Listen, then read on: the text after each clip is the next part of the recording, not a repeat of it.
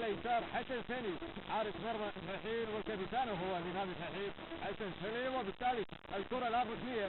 يعني كثرت الركنيات لنادي الكويت في شوط المباراة الأول، لكن ما استغل المباراة في شوطها الأول، ما فيها فرص ليلة الفرص. وكرة ملعوبة جراح عتيج، هذه الرأسية الله جول علي الكندري، ايضا علي الكندري بالراس يسجل الثاني بالراس. اللاعب اللي بالفعل يعور بس بالنسبة للمدافعين بالكرة بالراس.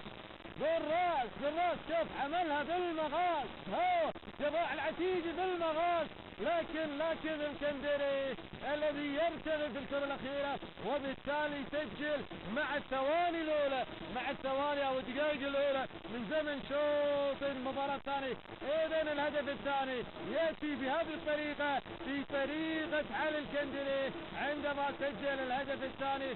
كذلك عمل هو الكندري في نهاية